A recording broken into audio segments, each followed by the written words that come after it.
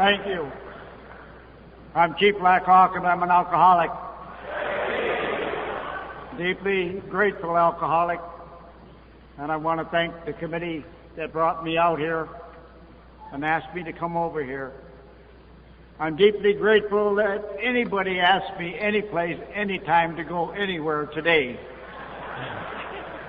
And never happened when I came to Alcoholics Anonymous. You know, I wouldn't expect anybody to be like me. I came from the bottom and I had no place to go but up.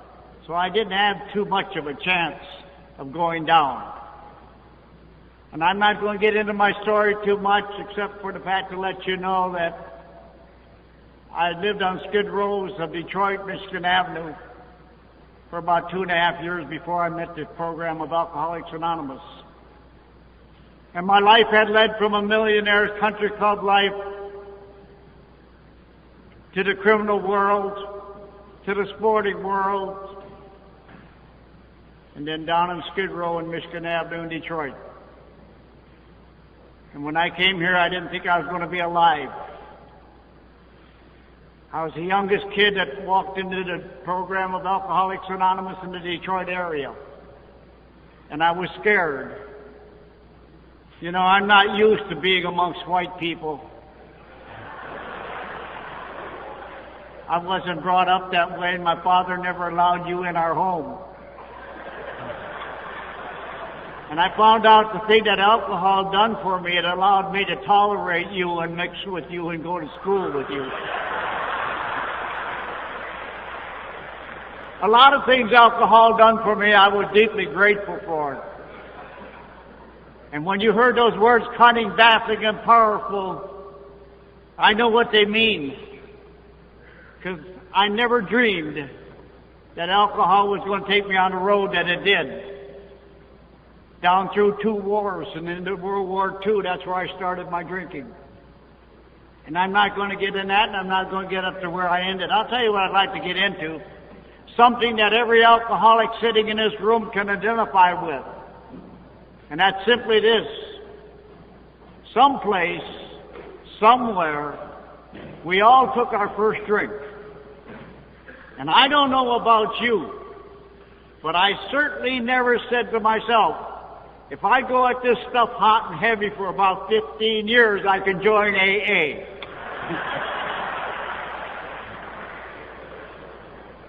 Something happened along the line, and I'll tell you this, the minute I tasted alcohol, I loved it. My career started with the 190 proof hospital alcohol that I picked up in Guam during World War II. And I loved every bit of it and progressed from there, and I loved everything I drank and everything I tasted about alcohol, all of my drinking life, except the few things down I used to drink on Michigan Avenue in Detroit of Skid Row.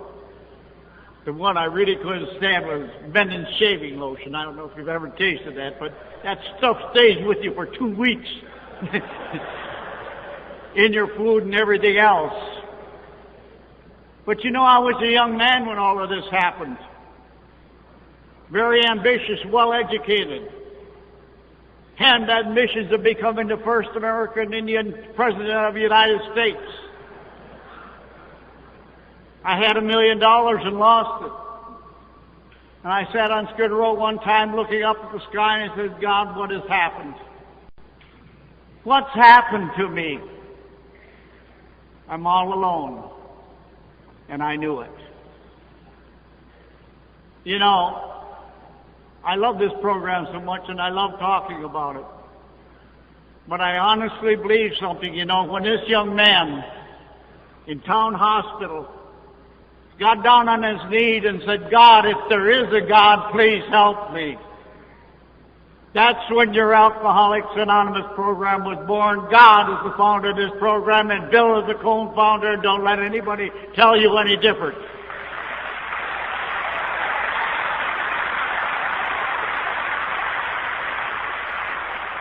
I get kind of sick and tired of hearing a lot of things that have come into Alcoholics Anonymous today. It's killing a lot of young people. And I still feel that I'm pretty young, and I work with young people all of my life since I've been in AA. 90 meetings in 90 days. Hell, I wouldn't have lasted 90 minutes when I came here. But you know, I know God knew what he was doing when he tapped Bill on the shoulder, because he knew on October the 13th, 1958, a very sick little Indian was going to be dying if he didn't do something. And he gave him many opportunities, and I never took them. I lost many things. Most of you know I lost a son that have heard me before through alcohol. And if you don't think that puts a lot of self-pity in you, you're crazy. My wife got tired of listening to me talk about that so many times in AA that she says, I'm sick and tired of listening to you talk about losing your son. She says, you lost your son because you drank. God gave you the opportunity to have many sons and many children. And thank God he has. Because I've worked with over 3,000 people and only lost about 12 that went back to drinking. We will guarantee you a 90% success rate. I will take anybody in this room and guarantee to be happy in 2 weeks' time. We have a program now that I've practiced for 36 years. And we have that kind of success rate. Of course, I got a little advantage over you white people. I got a heavy Tomahawk.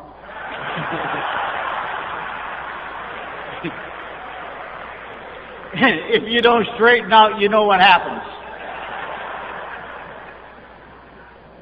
But you know, the miracle of Alcoholics Anonymous came to me one day when I was speaking at a conference in North Dakota. And I was standing before 8,000 people, and I said to myself and to that audience, I love white people. And to me, that's the biggest miracle that AA has ever performed on me. And I still believe it today.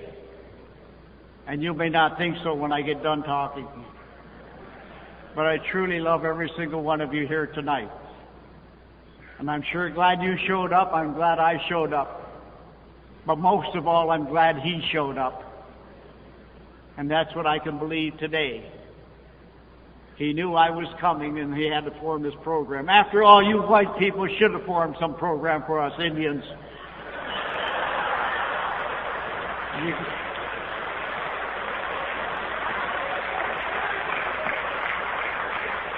You got us drunk in the first place. See, your weapons didn't beat us. John Barleycorn beat us, and you knew it. But thank God Alcoholics Anonymous came along, the greatest thing going on the face of the earth, bringing me the most wonderful way to live in your life. I've been happy and I've been sober since October the 13th, 1958, when I walked into this program, and I still am today.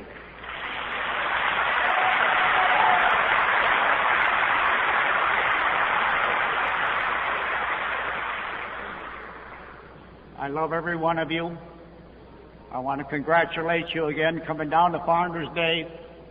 I know you're going to have a wonderful weekend to enjoy yourself, to meet and fellowship, because here's where it is. It's here in Akron. You people who have come here have gone the extra mile, which many people don't do. Particularly a lot of times the old-timers. I'm not speaking to the young people, I'm speaking to the old-timers now. It's pretty tough in Detroit. We don't have that many old-timers. It seems like the only time we see them is when they got a birthday coming and we show up at a meeting, everybody says, who the hell is he?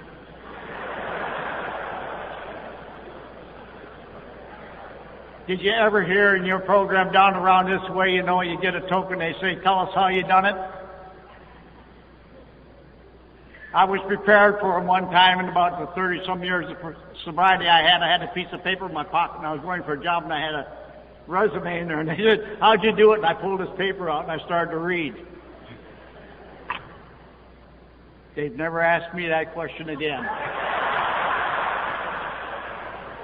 Again, I want to thank you very much for having me here, and I want to thank the committee for the wonderful accommodations. And last night I didn't think I would be here because I was so sick that I could not walk. But it seemed like the power of Alcoholics Anonymous and the grace of God has always gotten me anywhere I needed to go in Alcoholics Anonymous. I made that pact with God a long time ago. If you will give me the power and the grace to go anywhere you send me, I will go. I know when I get done speaking, the pain and everything else will probably come back, but that's all right. I'm here. And I'm deeply grateful for just one other thing. When you get to be my age and you're still above ground, you better thank God.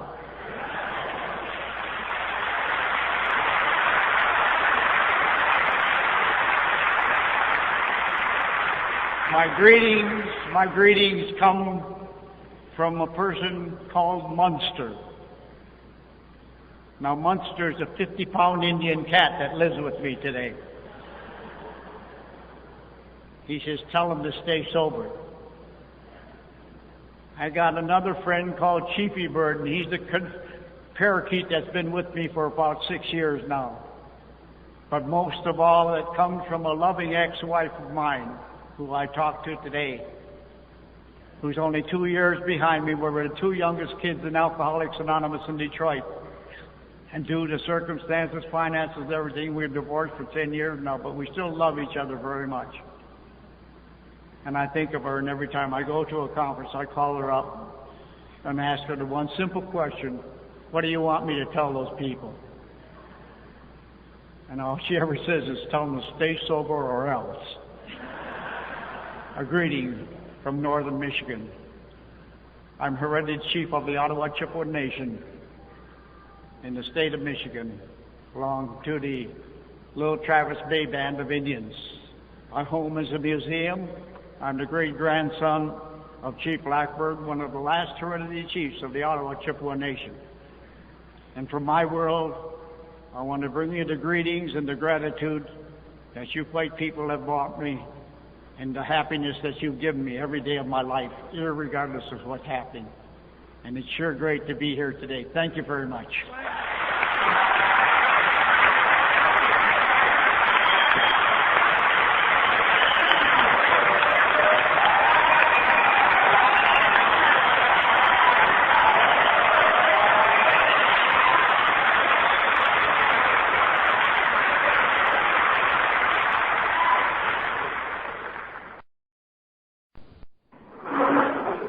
Good evening, everyone. Hi, Dave.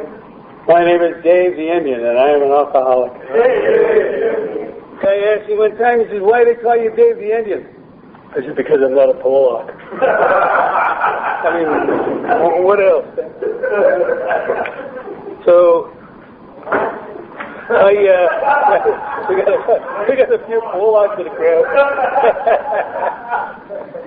Yeah. You know, with the sad news and affairs and stuff that's going around, before I begin, I have a little announcement to make. The sad news is that we're sad to learn last week of the death of one of our most valuable members, someone else. Someone else's passing creates a vacancy that will be hard to fill. Else had been with us for many years, and every one of those years, someone else did far more than a normal person's share of the work. Whenever leadership was mentioned, this wonderful person was looked to do the inspiration, look for inspiration as well as results. Someone else can work with that group. Whenever there was a job to do, one name was on everybody's list. Someone else. Someone else will do it. It was common knowledge that someone else was always the one that the organization relied upon to support a particular project. Everyone just assumed that someone else would provide what was needed.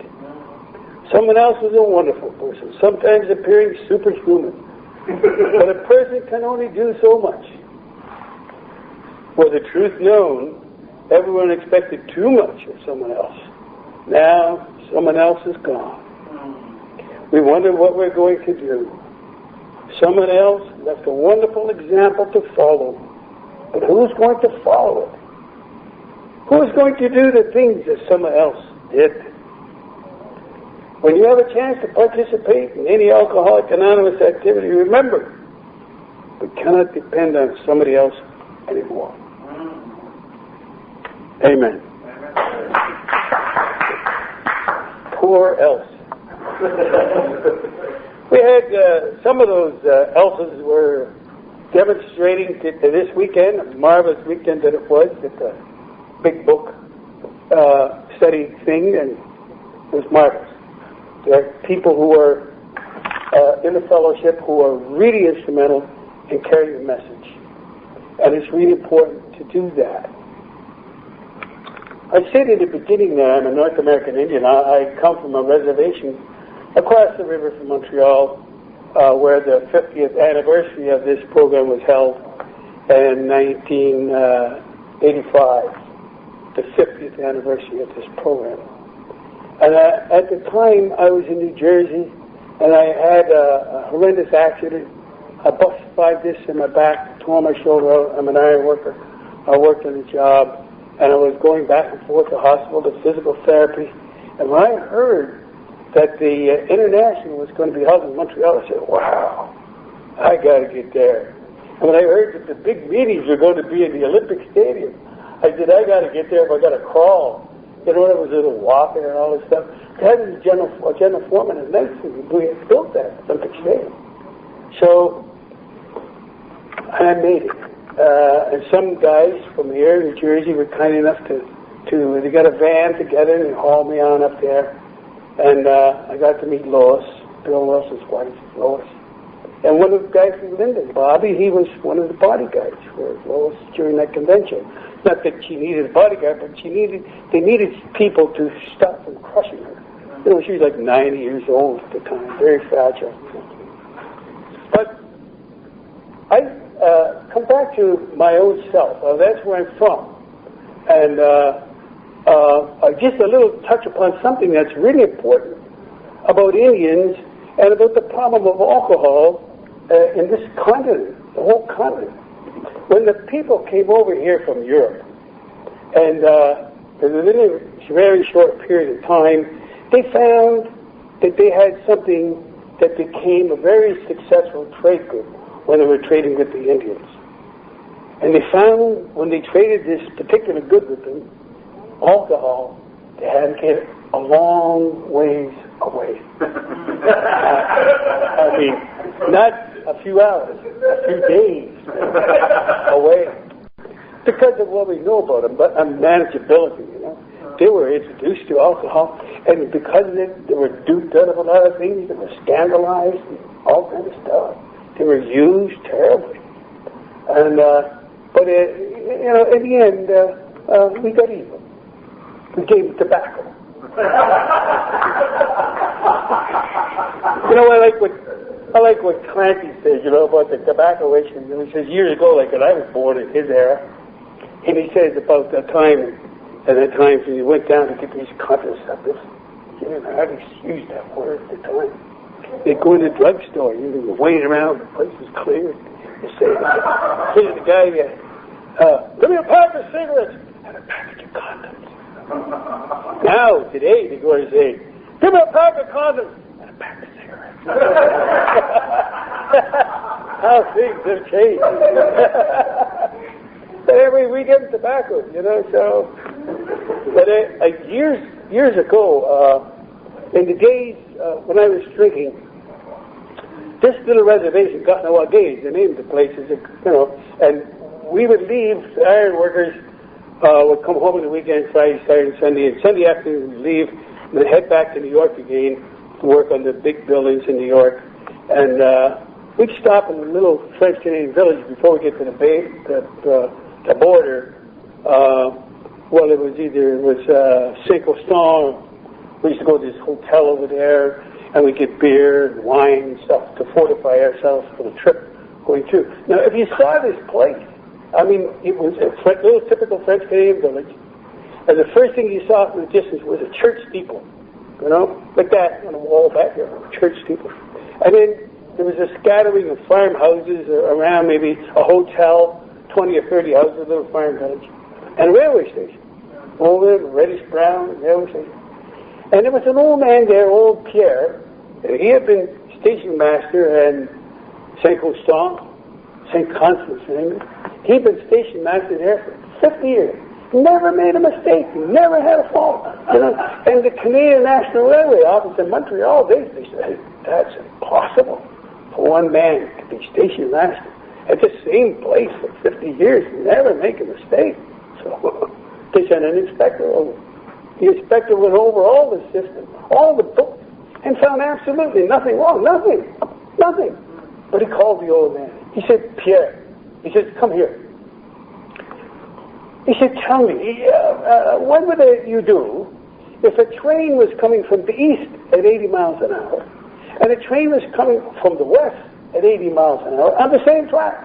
What would you do? He said, monsieur, he said, in that case, I go to my telegraph and send a message 5 miles up the track and 5 miles down the track and stop the train.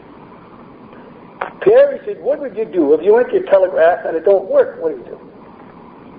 Well, he said, monsieur, in that case, I go to the switch control panel. He said, I put that switch 2 miles up the track and 2 miles down the track and stop the train. After all, what can you do? Huh? Suppose, Pierre, you went to your telegraph and it don't work. What are you going to do? Well, monsieur, he said, that case, I go to my garde-robe. You call it the couple, and I take the drapeau, the flag, and walk half mile down the track, he said, and stop the train. After all, what can you do, huh?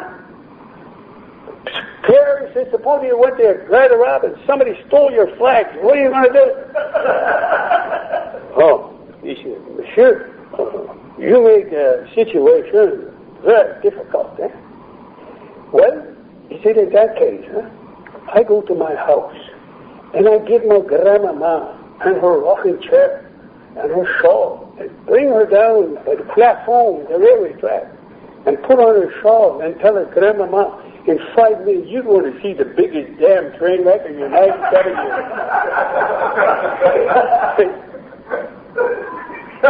Easy does it. Live and let live.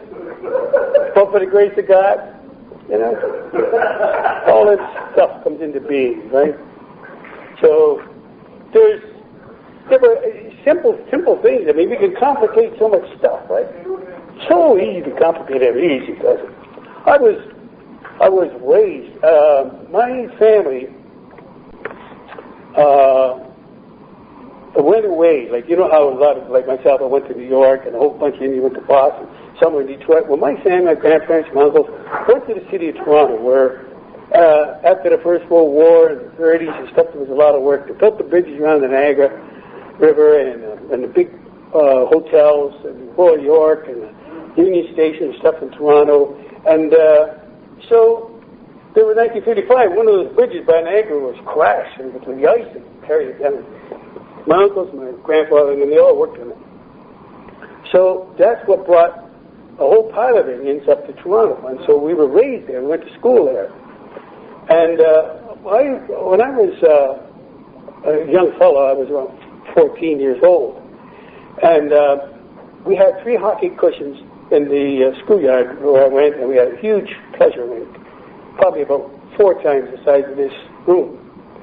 And I was helping this old man brought a work from Old Scotsman, helping to flood these hockey cushions. And it was a bitter cold night, maybe about 21 below zero, and I'm in the shack getting warm, and the old man was down. We had finished the hockey cushions, and he was flooding this big pleasure rink. And I could hear a voice. What the heck is that? I listened. Kid. Jesus, that's the old man. I went out, and I went down, and he had fallen down in the ice. And he had great big old tweed coat and big mitts, and he was stuck to the ice, you know. So I had to use the hose to help get unstuck from the ice.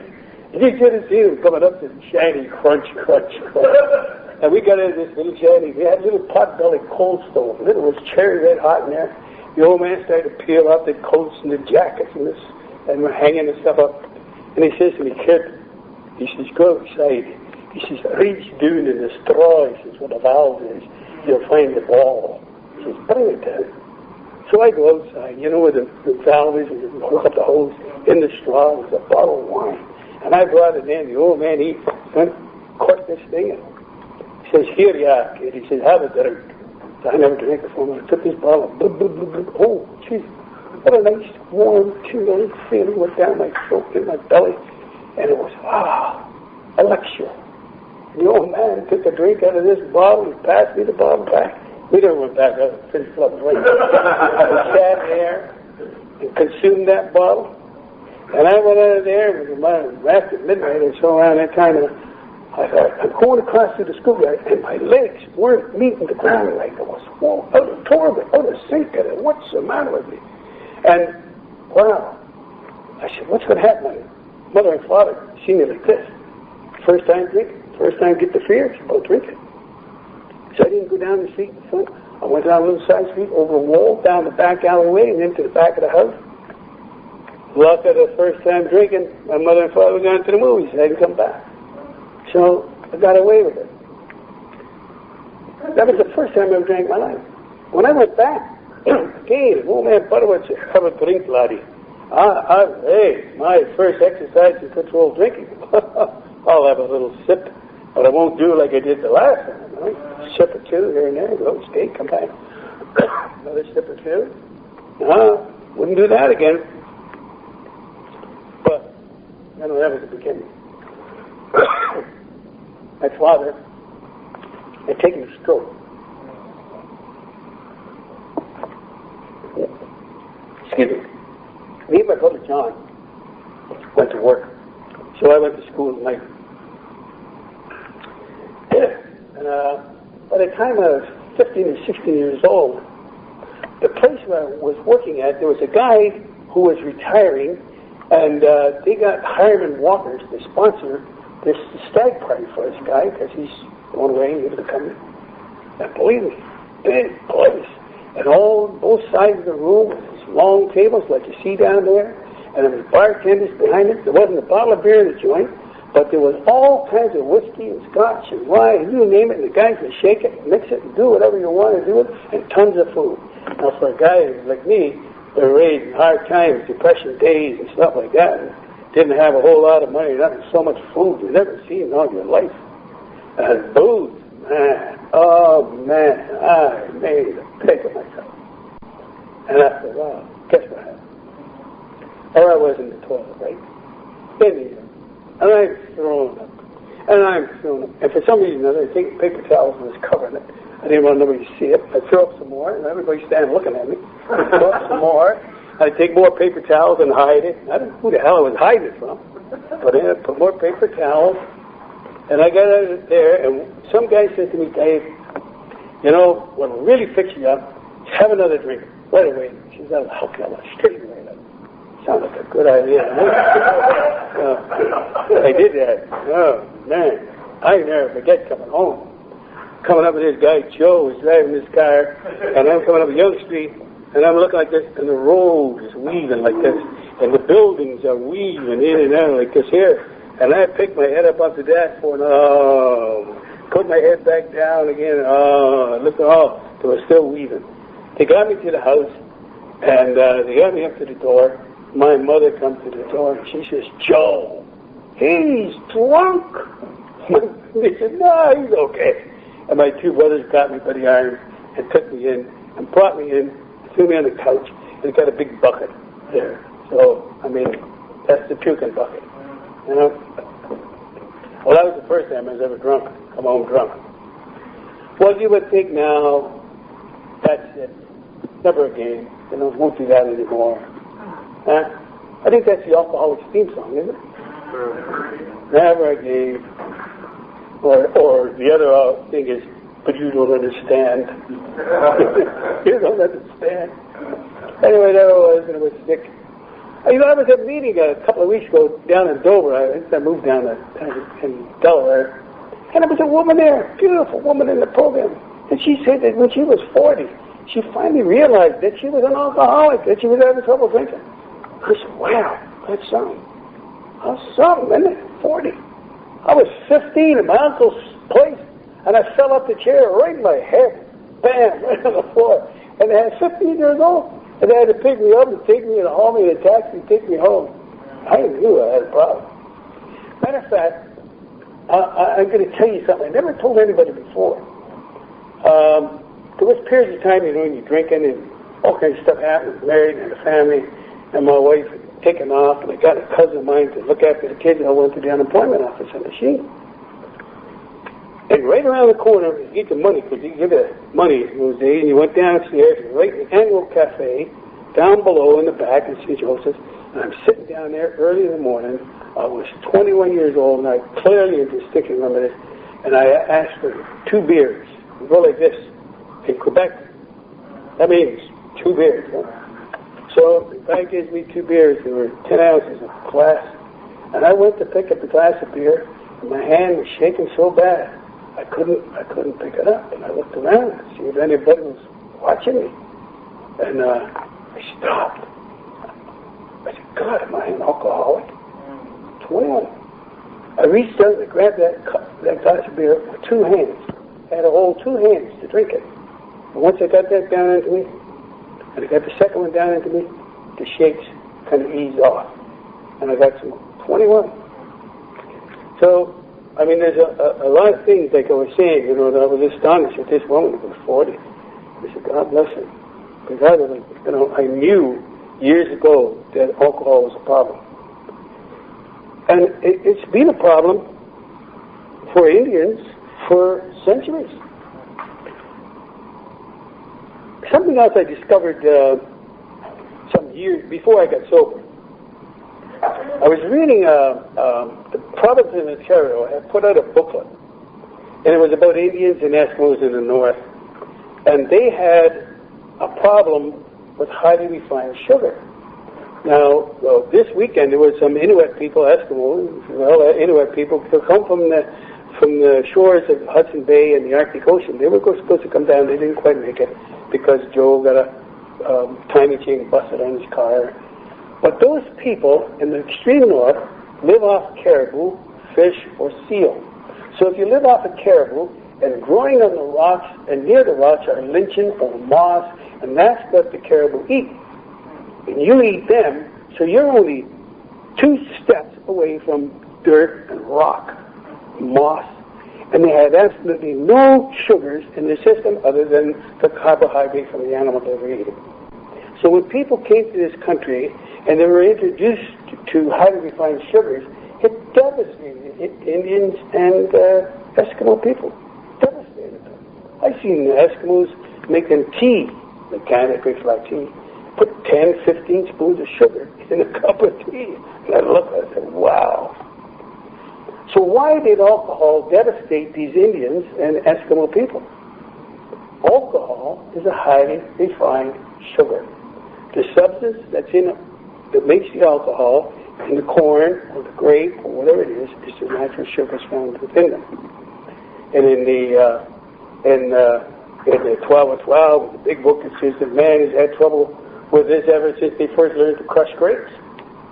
So that's the problem, that the Indian people's system was not able to handle this highly refined sugar.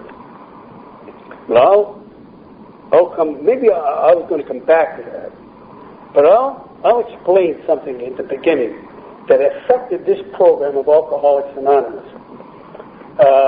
We know Bill Wilson wound up in the hospital, wound up at Towns Hospital in New York, and with a man, Dr. William D. Silkwood. And Dr. Silkwood worked with over 40,000 alcoholics. Time Bill Wilson came along, he worked with many, many alcoholics. And he talked about something that was necessary for alcoholics to know in order to get sober. And that was this phenomena of craving. And he says, if you read the doctor's opinion in the big book, he says in the doctor's opinion that the body is equally as sick, if not sicker than the mind. And what happens, what I spoke to you about the sugars, the highly refined sugars, the body gets really, really sick. If you take a little bit of snake venom, for instance, and you take a tiny bit of it, and after a period of time you take a little more, and your body becomes kind of immune to this snake venom, or bee venom, or whatever it is, if you're handling bees. So what happened to me when I was 14 years old, and I was drinking, didn't take very much to make me throw up and puke my guts out and heave it onto the floor, covered with paper, whatever the case may be. Why did I puke? If you took a jar of honey and a spoon, and you start eating spoon after spoon after spoon of honey, it gets down to your system, and after a while, you puke. Why? Because that sugar gets in, has a reaction on your pancreas. It's your pancreas that has the job, in the upper part of your stomach in here, has the job of eliminating excess sugars in your system. It produces insulin normally. And that's what it is. Your pancreas is reacting and it makes you puke. It wants to get this out of your system. It's alcohol is a poison. And it has, your body detoxifies it naturally. So I discovered that, and so did Dr. Silver. And this is the reason why he talks about the body has completely changed. Chemically, my body has changed. If at the end of my drinking, when I drank about a quart of scotch a day, or anywhere from a fifth of hard liquor, whatever it is, I drank, and then besides the beer and wine and all that kind of stuff, I really didn't count beer and wine.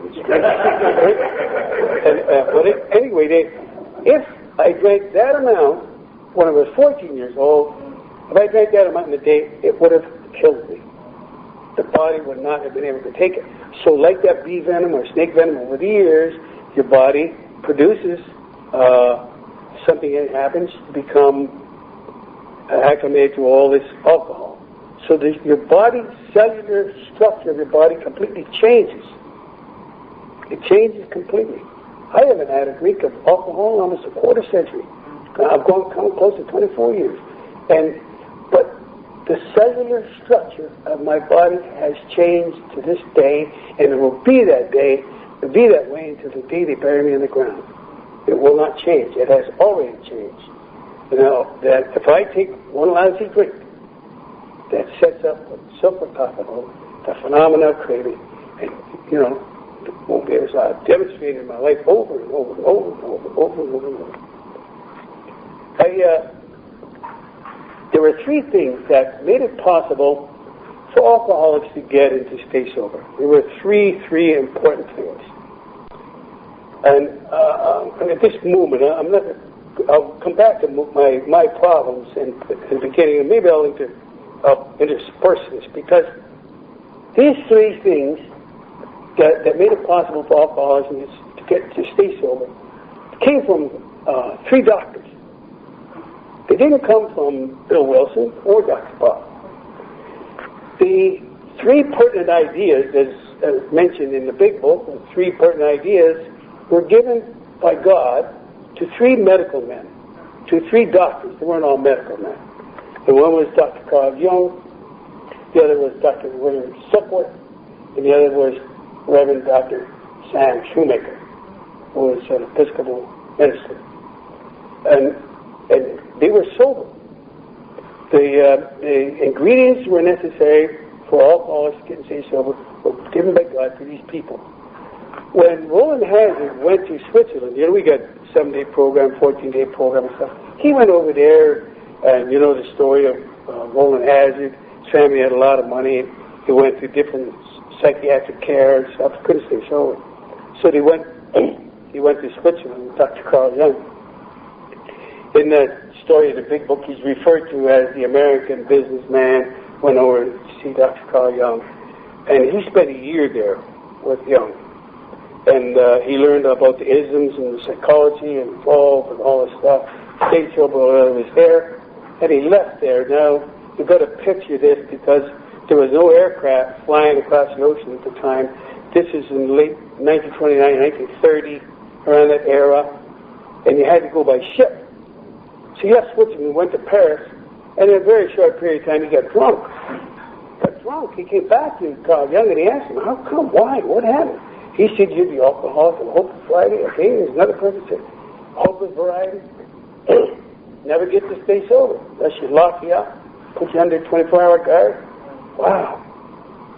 He says, are there any exceptions? Yes. He says, there's been exceptions from time to memorable people who have found spiritual God, religion for 1,000 years. Turned their lives over 180 degrees, got stayed sober, never got drunk again. So I've been trying to implant this in you too, but no success. Well, Roland Hazard, he left there. He said, you've got to find some kind of spiritual experience. He left there, went to England. In England, there was an organization that in business in the 1700s, and it was called the Oxford Movement. Not the Oxford Group, but the Oxford Movement, which is a part of the Episcopal Church of England. This country is called the Episcopal Church, Canada is called the Anglican Church, whatever, it's the Church of England. And Frank Buckman had gone up there in England and learned about this stuff, the ecumenical thing, came back, they started the Oxford Group. Well, Roland Hazard found this thing in England, came back, joined up with Buckman and them people, the Oxford groups here in the United States. Never drank again. He never drank again. So that was the one thing that was necessary, a spiritual awakening or whatever. And the second thing that was necessary for alcoholics to learn and to understand is what Silkworth talked about, was that phenomenon of craving, the thing that's in the body, and the body changes. You know, and without understanding these couple of things, you know, how do alcoholics get to stay sober? Because they tried various methods to get sober. I lived in an area in Toronto, and just down the street from us was one of those dry tanks. Was a doctor and his wife, and they had one of these places where people had a lot of money, would come, and they would get dried out, and they'd be there for a month or so, and then they would go back, and once 6 months or a year later, they'd be back to dry it out again. And it cost them a lot of money. They had a lot of money to do that. Well, there was a third thing that made it possible for those other first two things to work. And the Oxford group had that third thing. It is called the SixStep Program of Recovery.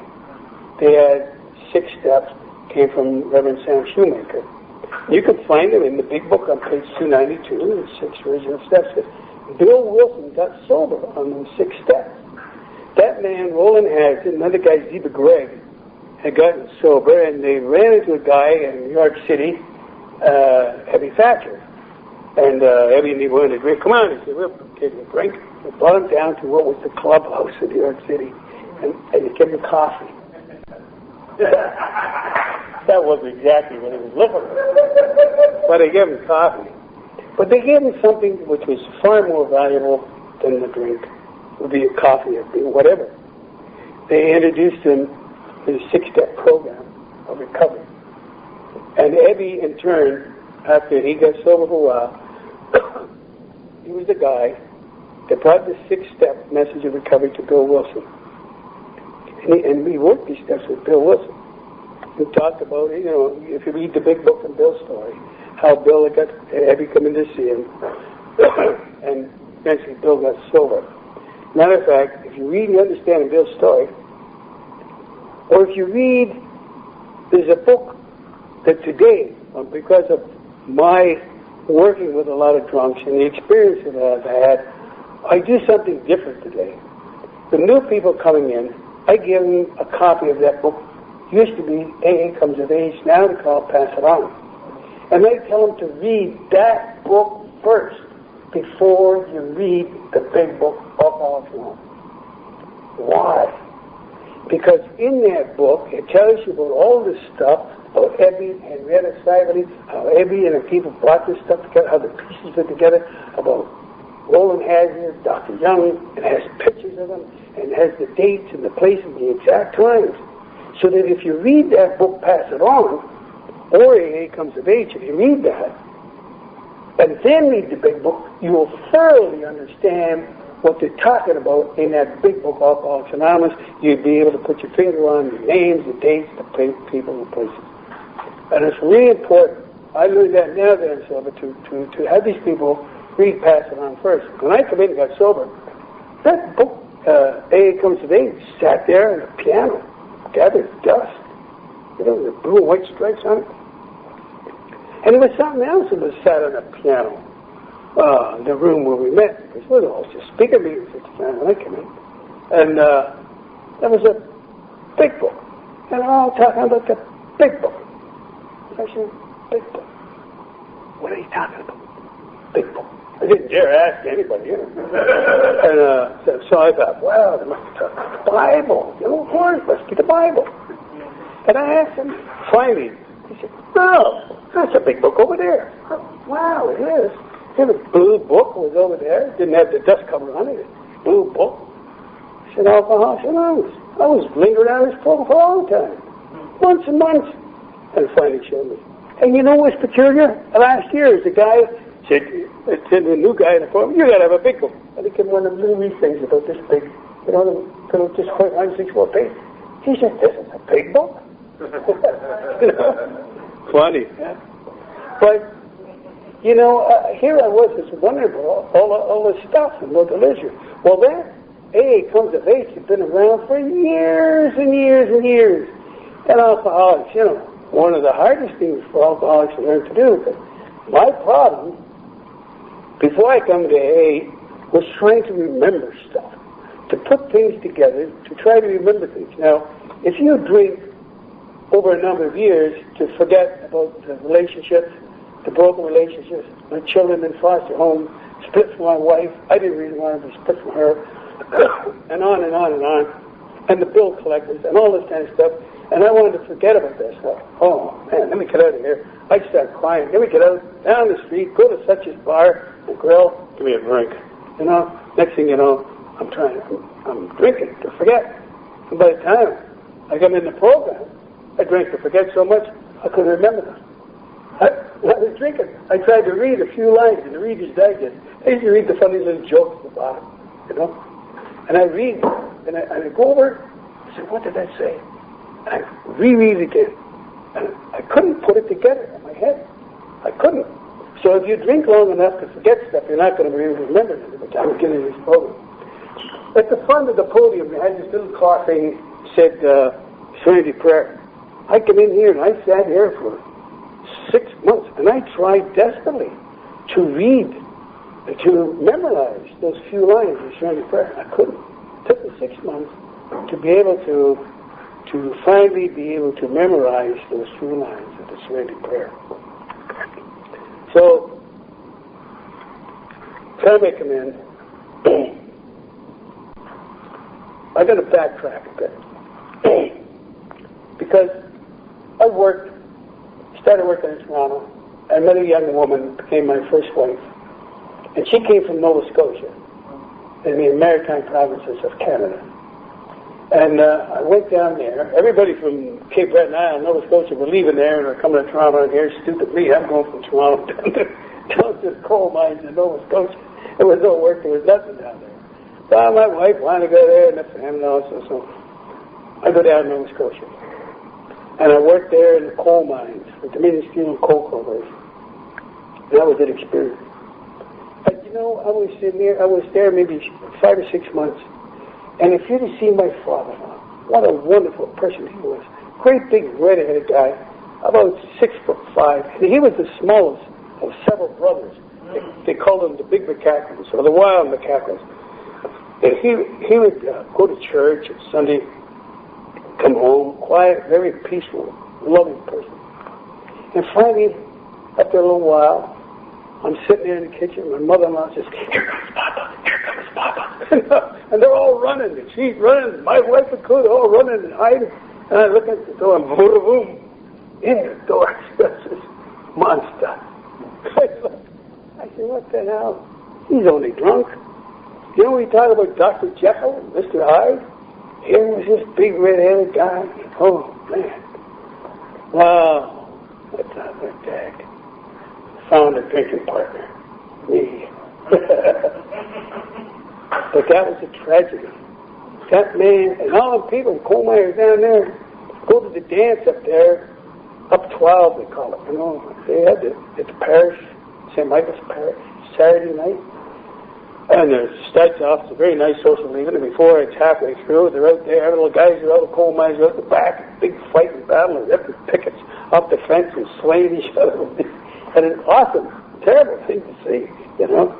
So you can understand why I left there. And, I wasn't down there very long. I worked in coal mines. I came back, and I came back to the reservation, the home where I come from.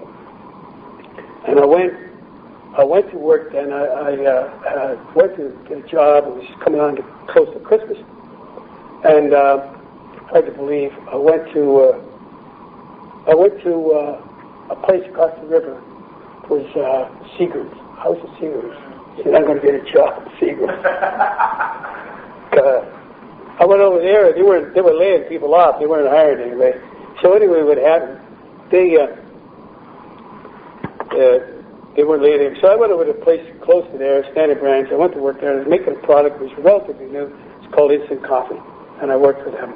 And that drinking problem of mine took off, and I was working in several places. And I couldn't understand why all these places were reaching back and laying me off, and they couldn't hold a job. And why? Because you lie to them, how many days you're sick, you can't make it to work, and how many teeth you got extracted. One guy, we forget it, he had 300 and some odd teeth pulled out. So many dentists. And by the way, there was an old Indian in home. He worked over there in Seagram's, and he drowned it in a vat of whiskey. They had to pull him out 4 times. They had to pull him out. Anyway,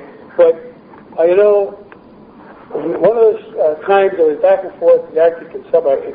I was at the Mohawk Regional Office and signed the board. I wound up in 1961 after I come out of the Arctic. I wound up in the Royal Victoria Hospital, sick as a dog, and it was the first time I ever got to stay sober.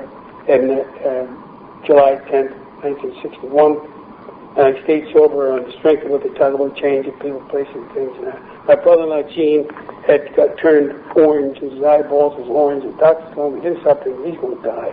He's been sober from that day until today, 40 years, and he never drank again. But me, I left there, and I had been in the hospital 10, 14 days, and the German doctor told me that if I didn't stop drinking, he says, 2 things, you must drink, you must drink, you must get smoking. Who the hell is this son bitch again? But he told me that if I didn't stop drinking, I'd be in a never-ending success with doctor after doctor, trying to find out what was wrong. And by the time I came to New York City, I left there with my brother-in-law Gene, and I started working on the big skyscrapers and stuff in New York City. I stayed sober 6 months, and I went in the bar at 66 in Amsterdam. There was a guy, Kissy Montour. He was working with us, connecting irons, running around there and steel 6 inches wide. And he'd come down and drink for an hour in the bar, and the sidewalks in New York weren't wide enough for him. It was like elastic band. He'd fall all over the place. And I went in there to make sure the Kissy got out of the bar. And back to Brooklyn with us and back home for the holidays. And I went in the bar, and they were all saying, come on, Dave, have a drink. Cut it out. No. And there's an old rebel, old man Baker from Tennessee. So come on up here, boy. Have a drink, boy. So I went up, I had a hot gin. And picking up that one lousy hot gin took me on a trip of 17 years. And I never come out. Almost 17 years. I come in the middle of late 70s in this program. And I was in and out of the hospital. I never went back to jail. I went back to court. Because I got too sick and I wound up in and out of the hospital for 17 years. Nearly died of the outcome. So there's some things that happen. Everybody talks about a bottom. You've got to reach some kind of a bottom or you ain't going to stop. And bottoms, for me, was like, hey, I almost didn't make it. The only reason I came in this program was a woman who became my second wife. She wound up like Carolyn Quinlan. She wound up in the hospital. And they had to pump her stomach and all kind of stuff. She was a mental wing of the hospital. And it was through that I found the program of Alcoholics Anonymous, and I started with meetings, and that with her. And what a change it made in my life. What a change. And we come around, I wanted to know most of all from you, what are you doing that's different? What are you doing to stay sober? I wanted to find out what you were doing. And I heard it here about prayer and meditation and the important things. Don't pick up the first drink. You can't get drunk. Up for the grace of God. One day at a time. Those are the things that just for today I clung to. And you know what happened? A miracle, They tell you, around this part of New Jersey was all just speak of you. Don't drink, dummy. That was one of the slogans. Take the cup out of your ear, stick it in your mouth. All that stuff. And they tell you, shut up. So they were nice. Sit down. And then, the old timers, they were great guys. And then I tell you, for 90 days, you can't speak because they're not shut up. Then you give it a little pin. Now they cut the dummy loose. Goes all the way from George Washington Bridge clean down to Trenton. Blah, blah, blah, blah, blah, blah, blah, blah. Drunk a lot, right? Blah, blah, blah. One of those days, we went down to the Sunny Farm, down in Marlboro, right? We're going in there, carrying the message down to Marlboro. And I'm walking through this huge place, and the guy sitting on the curb going like this, whoosh. On the curb. Yeah. I said, the poor bugger, there we go. I said, how did you catch? He said, you're the ninth. You're the ninth, he said. John, there was a guy, we were talking today in the big book thing about resentment and stuff. How did you get a guy to remember Dennis Riley from Yalon Club in Newark? Anyway, Dennis was speaking with Miss Liz one time in the Ramada Inn Sunday morning meeting anniversary. And he was talking about resentment. And what he used in illustration, he says there were these cannibals that were at a banquet. And one cannibal turned to the other one and he says, I don't like your mother-in-law. The other guy says, that's all right, just eat the noodles. Sure. Just eat the noodles, he said. Dennis, and then people, they were a piece of work. You had to be around with those guys, because a lot of them guys, and Vince, and old Ben, and all them guys from the Yalon Club, and my sponsor, my service sponsor was Bill Duncan, and he's still alive. He introduced me to the prisons and institutions and stuff like that. But those are the things that keep you sober. I was 6 months, and I became sponsor of the Middlesex County Jail. And I replaced Bill Duncan as chairman from Prison Institute in Northern Jersey. I became involved with Intergroup and served as a delegate and served as a general service capacity, newsletter committees, all kind of stuff. And my first thing was 6 months. If you want to learn what it is to get sober, they say you can't get pregnant without getting some kind of action, right? But that's it. You can't learn to swim unless you jump in the water. So if you want to get sober, the surest way to help to keep you sober is to get involved and to do something in it, into action, whatever it is, whatever it takes. If it means when I'm speaking or whatever it is. And after a period of time, I got away from that business of drunk love and on and on and on and on and on. And my first indication of that, and I spoke, McDuffie took me down to Middlesex County Jail. I'm sitting in the corner. He said, tonight we have it as a speaker, Day of the Indian. Jeez, I nearly fell off the chair. I thought I was just driving him down there. And I got up and I started the drunk love stuff. And all these prisoners were in there, blah, blah, blah, blah, talking. And the guards are coming in, the thing in the corner is zapping flies, the fan is going. I thought, who the heck am I talking to? I'm looking. And finally, for the first time, I looked around all the faces, and I seen 3 people. I said, I'll talk to them. And I said, when you get out of here, if you ever have a problem with alcohol or drinking, remember, the doors of Alcoholics Anonymous are always open. And I started to talk about Alcoholics Anonymous, and they all started to listen. They didn't want, if you think your drunk a lot is so important, go down and speak to Joe.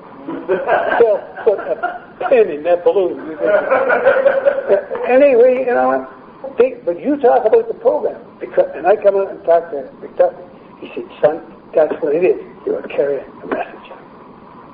So what does it say in step 12? Having had a spiritual awakening, as a result of these steps, we try to carry this message. It's not the drunk law, or the guy down the street, or your father's message, or your mother, or anybody in your family. The message is a message of a spiritual awakening. Have you had one? Have you had one? It says, having had a spiritual awakening, as a result of working these steps, these 12 steps, to practice these principles in all our affairs, to pass it on to others, to people in this program. So that's an important part of service work, no matter what structure or what part of it is, if it's from the beginning to making coffee or doing whatever. There's people, there's Charlie and Joe, and these guys here, and Mike and Bill, and who knows what all. And big book things that's going on. When I come in, there was, from Sayreville to Newark, there was no step meeting. None. There was much less than the big book meetings, absolutely none. We started something. I got a hold of some people at the hospital. We got 2 or 3 people together with something. The guy who became my sponsor, Jimmy Toner. And we started something that's called An Introduction to the Steps. We went through a history of AA, all the steps and all the traditions. And out of that group of people, Stanley J. started, who was with us in that thing, he started the step meeting in Ford's. And we started the first speaker step meeting in Perth Amboy that moved to Parlin, became the Parlin Young People. So out of that came a nucleus of people that started a whole pile of these step meetings. And the young people that were coming to me started to stay. They were tired of listening to the old soldier, old shit, they said. And the old soldier said, young soldier bullshit. You know, so they stopped that controversy. And the young people came in and they started to listen and to read and to work the steps. And that's what made the dramatic change in this part of New Jersey. So it wasn't just those 2 sheets that hung on the wall that made a difference. It was the big book, because that eventually led us down into working the first 164 pages of this program, the big book of Program of Victory. I'd like to thank you all very much for having me tonight. I'd like to thank my friend Jimmy, I've known for a number of years, for asking me. We go back a long way, and some mutual friends of ours, and I'd like to get everybody back together again. One of our friends got married next door, right? So, I want to thank you all very much. I remember, you already heard it 1,000 times. If nobody told you, Jane, I do. God love you all. God bless.